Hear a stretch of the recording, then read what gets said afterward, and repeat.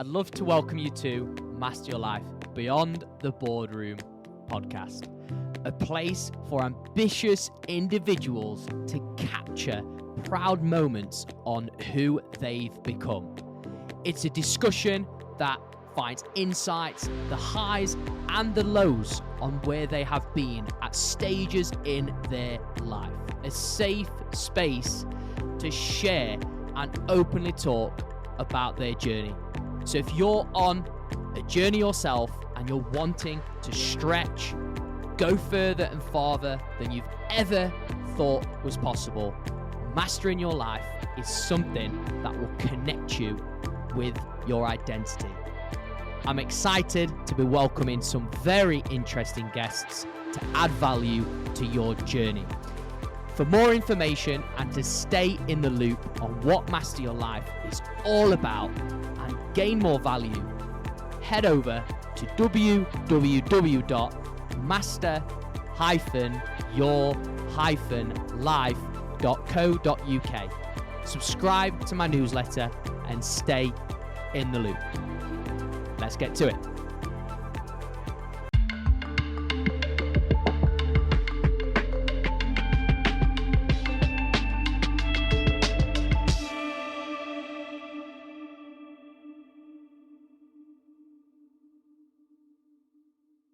Hey everyone, and welcome back to Master Your Life Beyond the Boardroom. I am your podcast host, Luke Beastall, and I have got a guest.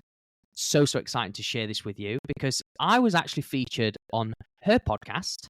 Gosh, Next Generation was it called, Dee? Gen Talking, yeah. Yeah, Next Gen. I know, it did. Was that like COVID time? Yeah, I think so. I think it was around just after COVID time, I think, when things were kind of opening up again. Yeah, Next Gen Talking. Yeah, and it was such a powerful 15 minutes. And obviously, I'm so excited to kind of put you on the other side of the podcast seat. And I just want to just get a bit of a brief intro. Obviously, we kind of connected via that on the podcast. The episode was fantastic. Really enjoyed it. And we've stayed in touch ever since. And Dee runs a marketing agency with her partner, Tieran, called Creativmoves. And not only have they took that big leap into that field, but they're also, well, they are experts in that field, but they actually have just made a massive move and changing their lifestyle and moved to Toulouse in France. So I'm going to kind of pass this over because I'm sure people are like, oh my gosh, this is exciting. So Dee, I just want to say welcome to the podcast.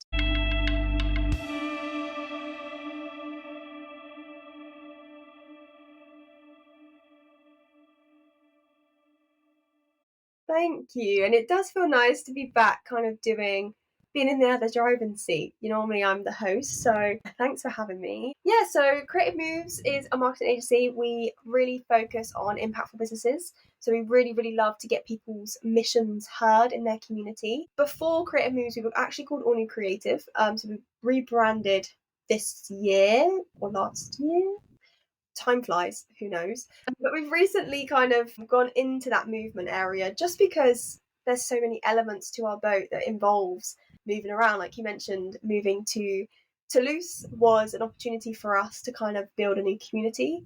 And I think that word's going to be used a lot probably in this episode, but it's a really important one when it comes to marketing, when it comes to who you are as a person and how you kind of grow just in general, personal, business, hobbies, that word community always is the highlight of your growth. So yeah, that's us, and excited to be on the podcast today. Oh no, and I really love that, and I mean, like I say, we are going to be on this quite some time, but it's ensuring that we deliver that potency. And I just want to ask you, because you have just said the community is going to come up a lot, and I find it now more than ever, and this is something that has come up actually, as you can probably imagine, on quite a few episodes about people being around people. We've kind of lost that connection, haven't we? Lost that in-person stuff and that building rapport and relationships. So I'd love to know from your perspective, Dee, what does community mean to you? Community is everything. So my journey started with a dance community, obviously by trade, and that kind of embeds back into the Creativmoves. I am a professional dancer, and I'm still a professional dancer. And that was my first element of community, because sometimes in industries that are very competitive, your community is your tribe. Your community is people that can elevate you to that next level in many different aspects of what you do. It's really important to have that community to help and nurture who you become. even just in life, third world countries or anywhere that you go, having a community allows you to kind of just embrace everyone around you, learn from each other. And it's really, really important. So that's kind of my first intake of community. I think the next one for me then was going from kind of dance world into business world. And I knew very quickly in business that it was a very cutthroat, but you have to have a sense of resilience to run a business. It's not easy to just get up and call yourself a business owner. That you're on a journey, and I'm still on a journey as a business owner as my business grows. But the really key important thing with that is you have to have people around you again. You have to have your community to shout about you, to recommend you, to help you when you need, to have, other people's services around you. So yeah, community for me has always been really important and something that I think I start with, as we move to Toulouse.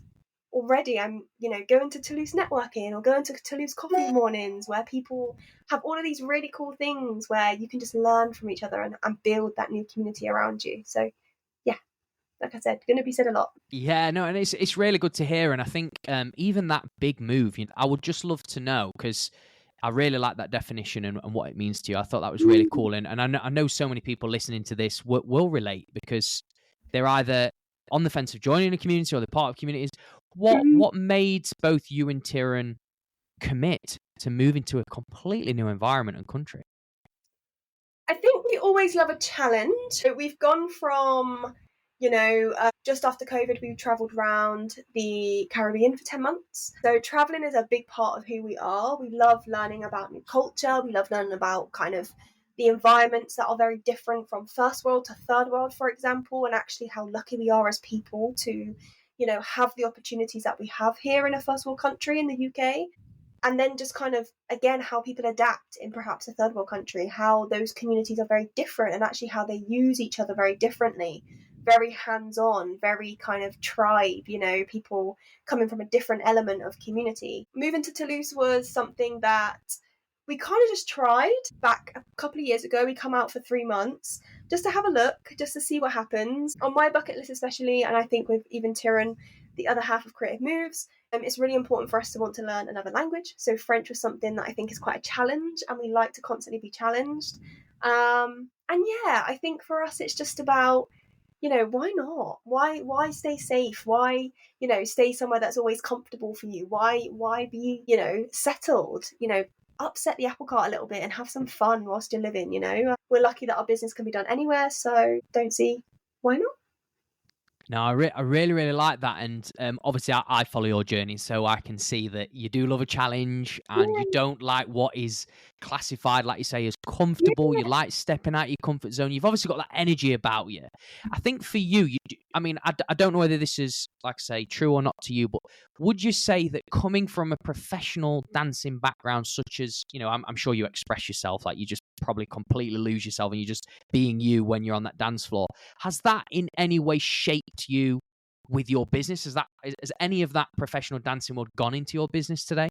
Oh, of course, yes. I always get told I'm such a dancer. I mean, I'm like you said, I'm a fidget. I'm constantly moving around, constantly kind of not sitting still. There's so much of my dance that goes into my business now. There's so much of me as a person. We were speaking about this actually before the podcast, that I thought when I was transitioning into being a business owner that dance had to stay very separate. And for the first sort of 6 months of my journey into being a business owner, it was very clear to me that something wasn't feeling right. There was a part of me that was missing. And actually, when we rebranded into Creativmoves and when we kind of, I stopped ignoring that side of me, everything came aligned. There's so many elements of my dance business when I grew that actually I needed for Creativmoves as well. That resilience, that community. Yes, it's not the dance community that I needed, but I needed to build a new one.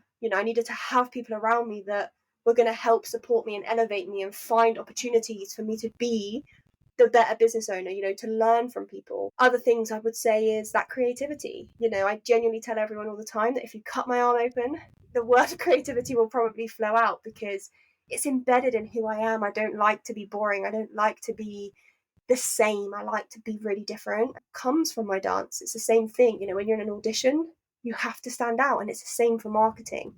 what makes you different as a person, as a business, as a brand, or who you might be wanting to target. So there's so many elements that I think dance embeds into, and the more I kind of tap into it, the more I see it. But yeah, it's a nice blend, and it's something that I've had to accept. And since accepting, it's excelled the business to the next level. So it's really, really exciting. No, and you can clearly see that, and obviously there'll be an opportunity where people can find you towards the end. But I love the fact that you've tied them both together. And I fell into that boat. The same thing where you dim certain aspects that is a strong part of your life, and it's what you enjoy. It's kind of ingrained in you, I guess. It's part of you, and then you just kind of think, no, people don't want to know about it. It's boring, or maybe, but you've integrated it. And I just would love to know, because this is an authentic part of you, isn't it, as a person? What have you seen shift in your business, or what has been the outcome in a way for you and the business since being able to express truly who you are through, like you say, your dancing?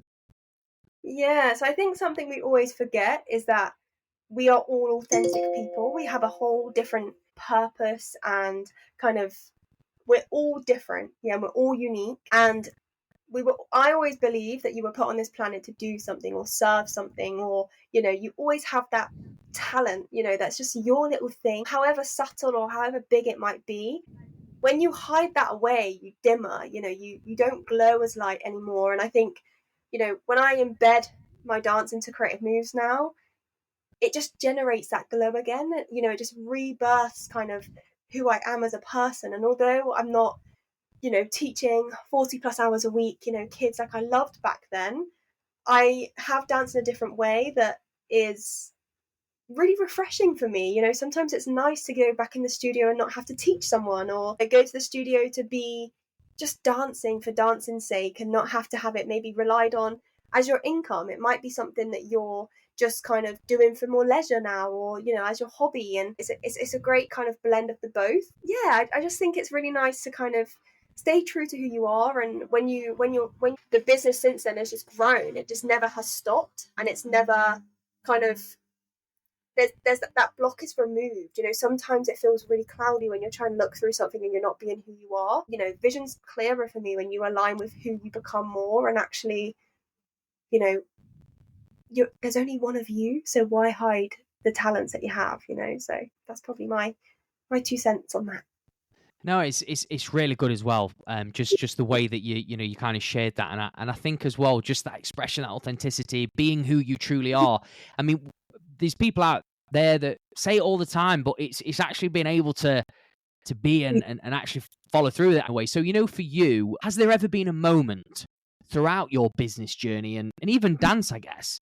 Yep. Has there been a moment where you felt like not a misalignment, but maybe you are not being, or there's a front going on, or maybe not, you're being a bit fake in a way, and then maybe you've kind of stopped yourself in your tracks and been aware of it? And what did you have to learn through that? Because I think there'll be a lot of people here going, yeah, I'm always putting on a front. I'm not being this person that I want to be. Yeah, I think you see it a lot in marketing as well. Some people forget that marketing in itself, sometimes people will just show the best bits. Yeah. I actually get told off a lot by sometimes being too authentic. So sometimes I'm too honest, sometimes I'm too raw and real. Like if I'm upset about something, I might share it because it's real life. Yeah. Sometimes business isn't amazing. Sometimes you don't know how much you're going to be paid from one month to the next. Sometimes if you've got the right community around you, people will help you, and you don't have to be fake around people. And I think that's something I actually struggle with. If I'm honest, I struggle to not be my authentic self. I suppose when I was transitioning from business owner to dancer, and I was trying to ignore that dance side a little bit, I just didn't feel happy in myself. I think a lot of people just said I didn't shine as bright. People say I'm quite authentic as a person, and I have quite a glowing energy, and I have a lot of energy to give. And I think at that beginning stages when I was talking to people, I didn't have the energy that I do now, or I wasn't negative, but I had a different passion, that I was trying to block a part of me that I wasn't embarrassed of, but actually I didn't think was creditable enough as a business owner. I didn't think that those skills were important to kind of embed into my business. But since kind of dropping that barrier and having like people around me that, say that is who you are, it's the glow's back, and I think people just gravitate towards you, and the right people too. So Yeah, so just on that, because I think that's really good as well. Again, I mean, you know, in the obviously being a marketing expert, you see it. Obviously, for me, being heavily online, social media and stuff, you know, you see a lot of people like thinking, yeah, that's not kind of the true reflection, or maybe they're trying to, you know, be somebody they're not. For you, then going back and being truly who you are, what kind of changed for you in your business and your life as a result of bringing that glow back? I think for me, dancing is something I have to do every day. Even if it's just a little dance in the kitchen, I have to, Love that. it just aligns me. It just makes me happy. And I think when you're happy, they say that that energy just attracts. So when you're in a good mood, when you want to give good things, when, you know, I absolutely love listening to Bob Marley on a Saturday morning when I'm just cooking breakfast. Like, it Yes. sounds so, it's the start of my weekend and it just chills me out. And, you know, reggae just in general for me, if I put reggae on, no matter how stressed I am, instantly it's like a switch. You know, no matter what is stressing me out, we'll just go. And I end up obviously dancing some reggae, you know, and I love it, and I'm just kind of in my own space. But it elevates you as a person, because if you can have that control, knowing when you need to fill up your own cup, that's important. You know, as business owners, we always put ourselves sometimes at the bottom of the list. So from when I was starting to understand that I needed dance in my life to be a better person, and actually it wasn't being selfish and it wasn't being secretive, it was actually me kind of being me, and actually I need that side of me. You know, more businesses wanted to work with Creative Moves, more people wanted to know about us, more kind of engagement on our socials and those kind of things, and our content became easier because it wasn't me just standing in front of the camera. I could dance in front of the camera because people love to see that side of me, which is nice. You know, it makes me different as a marketing agency, or it makes Creative Moves different. All of our team have some creative element. If it's music, dance, creative writing, like it could be anything. We have so many other skills in our team that allow us to that kind of elevate, and that's nice. I never want people to not be who they are. So yeah, it's just a really nice added layer that's just allowed the growth. No, that is so good, and honestly, the creative element. So the two words that are really standing out here is obviously community and creativity. You know, and obviously you've got the authenticity and expression, but those two words are like really screaming out at me on this episode, and I can resonate, I can relate, and I'm so like I'm just sat here like going, yeah, I love that. But you know, if there's someone here that's kind of listening and going, because I mean, your energy is quite infectious. I'll be honest, like you've got a very good aura about you and stuff like that. That's why I'm enjoying this conversation. Is if someone's like going, yeah, but D, I know what you're saying. I get it. I love what you're saying, but there's nobody like that near me. You know, if that kind of happens, I can't seem to find a community. Maybe could you help me? Where could I look for these kind of people? Yeah, I know it's not like you know the answer, but what would you kind of extract from your experience? First things first, I mean, for anyone that feels that they don't have people with energy or creativity or anything like that, connect with me on any social media platform. I'm always happy and being a branch for anyone, for anything. So that's the first thing. But second thing I think as well is write down a list. And people forget this, you know, I think people forget who they are sometimes. So write a list of who you are. Write things, you know, hobbies, music, kind of, you know, location. Go and talk to people with these things. You know, if you like to play the guitar, add yourself to a guitar Facebook group. People there, engage in that community. If you like to eat steak or eat fish or, you know, any type of food, go and find people that love things that you love, because 9 times out of 10, if you like that thing, then there's going to be something that aligns there. You know, and yes, not everyone's going to be for you, and that's the powers of social media. You can, you know, unfollow or remove from your contact list, but starting with those kind of elements of who you are, naturally people will then gravitate towards you. And if actually you've got quite a low energy, probably what you will notice is actually a lot of people in your community have a low energy, because it's really easy to connect with people that have similarities to you. So actually, if you've started to notice that in your community, you need to change or be the change, right? You need to, because all of us have crappy days. You know, I'm not always full of energy as much as I would love to be. Like, sometimes I wake up and I just want to stay in bed, or, you know, I just want to not do anything for the whole day and watch Netflix or whatever. But then if you have the right community around you that have similar energies to you, you'll go on your social media or you'll go out to somewhere, with your community, and that will instantly change because of who you're surrounding yourself by. I have accountability groups. I have people in my community that if I'm feeling a bit rubbish, or, if other people in my community are feeling a bit rubbish, reach out and use them. That's what they're there for. So it's about really kind of, I think, self-reflecting, using those skills, using who you are as a person to build your community. Who are you? Because if you don't know who you are and the things that you like, how do you expect other people to then kind of resonate with you too? So that's how I normally build my community, with interests and things that I like to do and who I am. I think the key part there is, who are you, and that list, I like that. And you know what? It's simple. It's basic. I mean, obviously I was talking to you beforehand about some issues that I'm having with business at the moment. It's being open about the change and sharing stuff that maybe, like you say, being authentic. And I think there's definitely a very common theme here. And I like as well that you did also say there that, hey, listen, I am human. Not every single day I wake up with this buzz and I've got this spring. Maybe I do come across that way, but hey, listen. Not very often. I am full of most of the time, just because I'm quite a energy bull. I've always been. It's probably sometimes too much for some people, but I think you.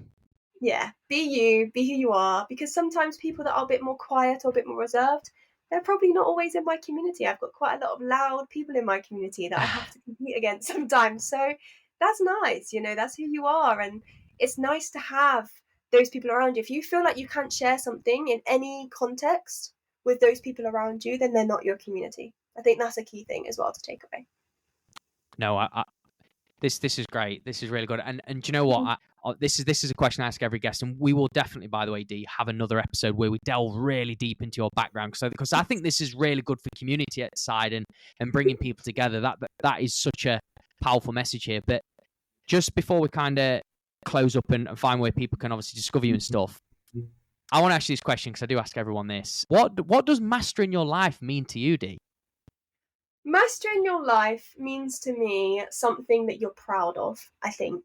If you're proud of where you are, if you're proud of who you are, and you're proud of kind of the lifestyle that you've created, it's wrong of people to say you need to work 50% and do this 50%. It's wrong of someone to say you must be with your children 100% of the time. Everyone has an opinion. And I think to master your life, you need to be happy with what you're doing. It's you. If you think 70-30 balance is good for you, then do that. If you think it's the other way around, then that's what's mastering your life, is doing things that makes you happy and, works for you. So yeah, I think mastering for me would be continuing to do what serves me to be a better person. I really like that. I really like that definition. And you know what? It ties in really well with just everything we've spoken about. So that's why I love asking this question, because it just seems to literally relate to the thing. Yeah. Good little bit. So look, as a final thing, I'm sure like what you said, where people go, hey, listen, you can connect with me. So I want to know, where can people find you, Dee? To be honest, I'm pretty everywhere. So if you type in my name, I'm quite a unique name. There's not many Deannas around. Anything, LinkedIn, Instagram, Facebook, all the nitty-gritties, TikTok, all those things. Obviously, I've got my personal dancey kind of stuff that's still around. So if you want to connect for that reason and you want to talk more dancey stuff, then you can. If you want to talk more, obviously, business or marketing or anything like that, then anything that's Creativmoves. We've got our own website at creativmoves.com as well. And yeah, I'm always happy and my door's always open to speak to anyone.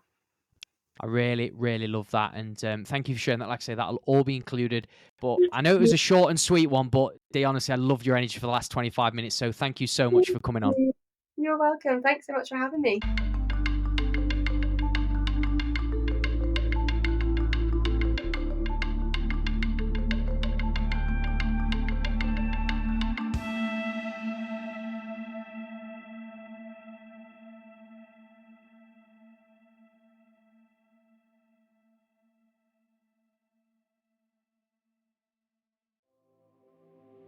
Thank you so much for tuning in on this episode.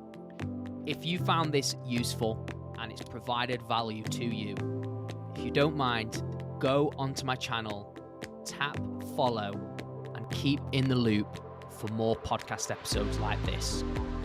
And if you want to go one step further, please leave us a positive review. It would mean the world to us, and it would help spread the message to many more people.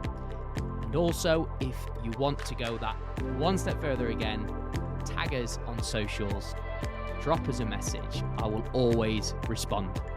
Look forward to seeing you on the next one.